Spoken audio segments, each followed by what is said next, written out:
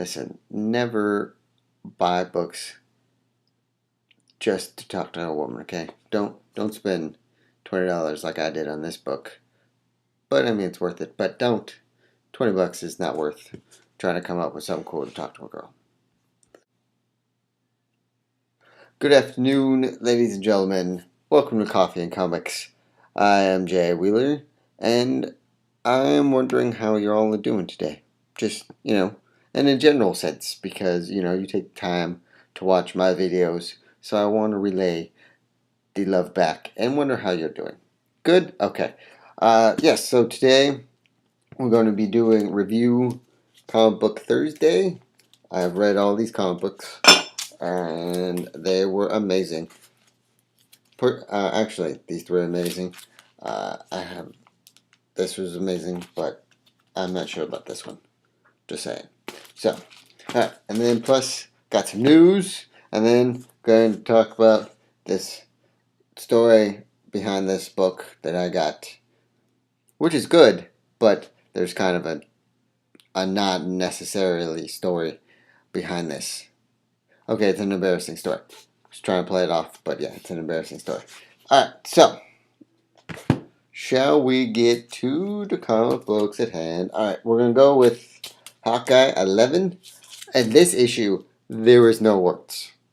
There's maybe like a couple sentences in this whole thing. But the whole comic book, this whole issue, is about his dog. It's about his dog. Look at this. Look at this.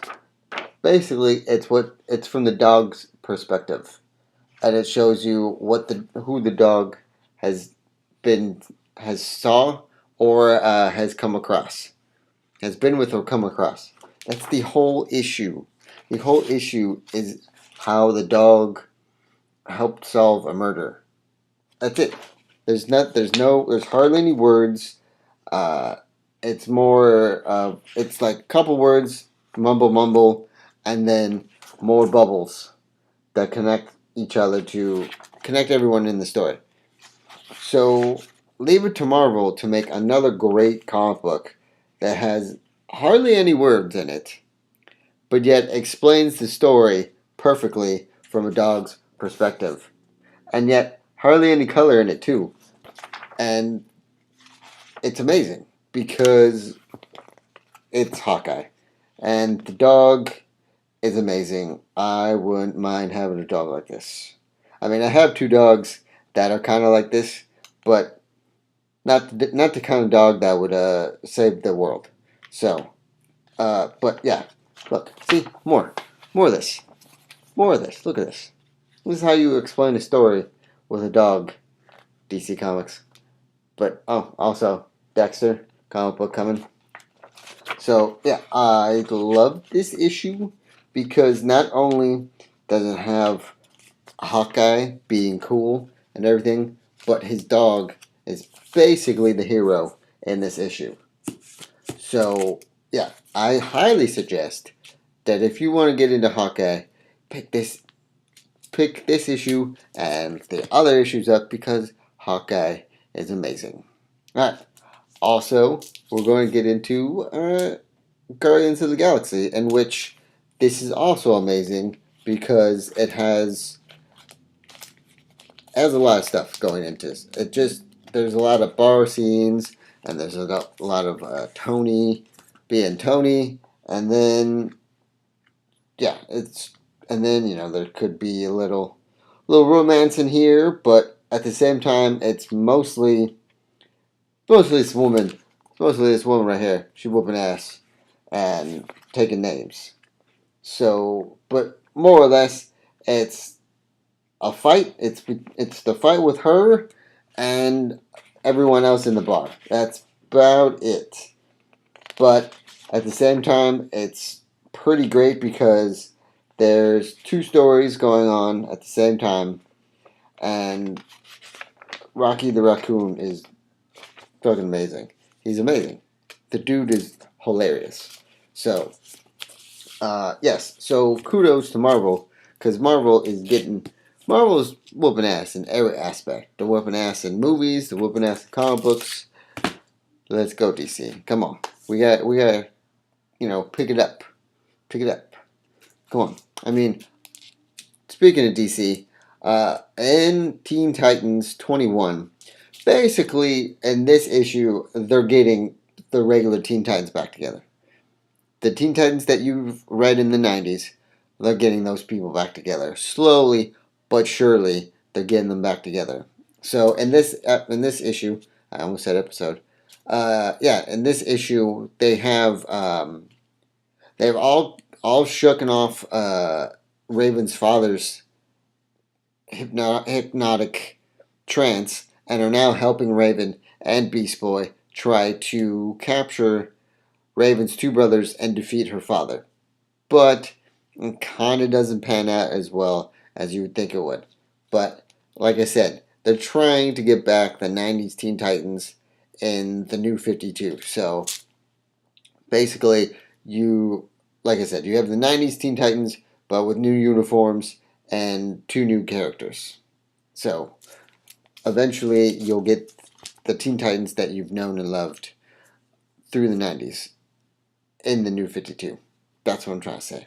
So, look out for that. I mean, if you're not really wanting to get back into the same old of the Titans, then don't continue to read this. But that's what DC is going. They wanted to restart everything, but gradually put everything back together how it was. But with new conflicts, new outfits, and maybe a little twists to old favorites.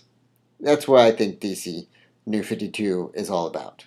Now, like I said, in the Flash, basically Barry Allen is racing against Bart, and it's kind of funny because Bart is a little faster than this guy right here, Barry, and at the same time, the Reverse Flash is figuring out what's happening to him and how he's becoming the Reverse Flash and what triggers it, and also Iris finds out that her brother has broken out of jail. So there's like 3 stories all at once, but main story focused in this issue is that this Flash is trying to catch up with this Flash and wonder what the crap's going on. So, and wondering how did he get those powers as well. I love the Flash. I'm going to tell you right now, Aquaman and the Flash are the best comic books that I love reading, that I look forward to reading. It's Flash, Aquaman. And then, once again, we have Batman Superman #1. Now, they made the blank cover so you can draw something on here, so you can put any cool art that has to do with Batman or Superman. But, like I said, DC is trying to bring back all the teams back together, slowly but surely, in a different format. So, in this issue, you have Batman. They explain the 2 origin stories between Batman and Superman.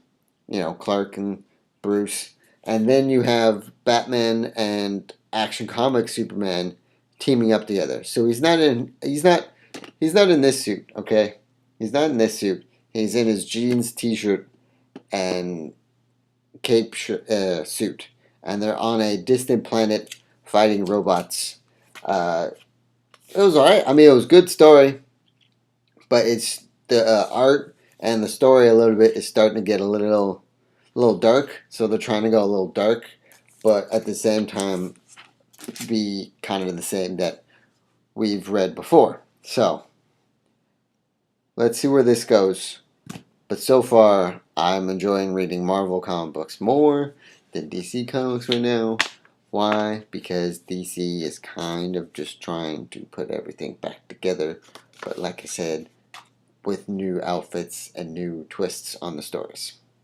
So, we'll see how that goes. Alright, to the news at hand. What would you say if I told you that Vin Diesel has been talking to Marvel? And what would you say on there's a poll going out of which Marvel character Vin Diesel is trying to play? Yes, the poll for the characters that the poll is for is Groot from Guardians of the Galaxy, Rocket Raccoon from Guardians of the Galaxy, Black Panther, can't do that. Vin Diesel's not black. Doctor Strange, can't do that either. Vin Diesel's very muscular and does not have hair. He'd look very weird with hair. Thanos, yes, maybe paint him purple. He would be good. He'd be good as that because Riddick has those glowing purple eyes. I think he'd do that. Nero, the I don't want to say Aquaman version of for Marvel, but that's probably how I describe it. It's Aquaman's version in Marvel. Oh, no, here, I got a picture. Of this guy. This guy right here. This guy right here. They want Vin Diesel. They're seeing if Vin Diesel wants to play this guy. No, again, he's very muscular, yes, but skinny. He's cut. He's not like muscle. So, let's see here. Vision. I don't know. That's a toss-up. That's because Vision's a robot and he can phase through things. So I don't know. That'd be a very toss-up. And then Luke Cage again can't because Luke Cage is black. You can't take a black character and make him white. You will just cause a big uproar. So let's see who will Vin Diesel try to act. I would say the only two people that are possibilities is Thanos and Vision. Can't be Groot because Groot is, I believe, the tree. From what I've been reading so far, Groot is the tree monster that's in the Guardians of the Galaxy. Can't be a raccoon because, again, man is, 6-something and muscular. How are you going to make a 6-something muscular dude into a raccoon? You'd have to get a very great makeup artist for that. So those are the poll questions or suggestions that Vin Diesel should be playing for any Marvel movies that are coming out. Secondly, Disney and Fox have been at other conventions presenting footage of behind the scenes of Wolverine, Thor, X-Men, and Captain America Winter Soldier. Some of the producers that are for X-Men Winter's Past have told us that it's going to be all over the world. It's going to be in France. It's going to be in New York. It's going to be in Washington, D.C. It's going to be in Japan and Russia and China. So there's going to be a lot of... X-Men Future Past is going to be all around the world in this upcoming movie. So that should be fun. Looking for mutants all over the world. That should be... Hopefully it's a good story. Let's hope so. And then also, one last thing for the news is that the reason why Mary Jane was cut in... The real reason why it's been cut in the movie is because they didn't want to...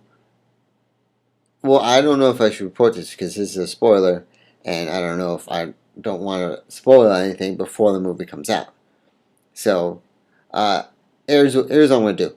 Go to comicbookmovies.com. It's on the front page. Check it out. Read it for yourself.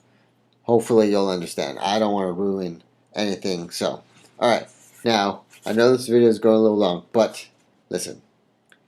I went to the bookstore yesterday, and I was trying to talk to this girl. There's a whole other story behind it, but I will save you all the drama and just tell you I went to the bookstore and I was going to talk to her, but instead I couldn't come up with anything to say. So what do I do? What's the best possible way to get out of that situation? You buy a $20 book about the Jedi's path and then leave because you have no other dignity or any more confidence because you used it all talking to her the first time. So therefore you buy a $20 book to escape from your awkward and weird day at the bookstore. Yeah. So, yeah. That is today's Coffee and Comics. Please read more comic books. And please enjoy reading them, and please subscribe, and have a good day.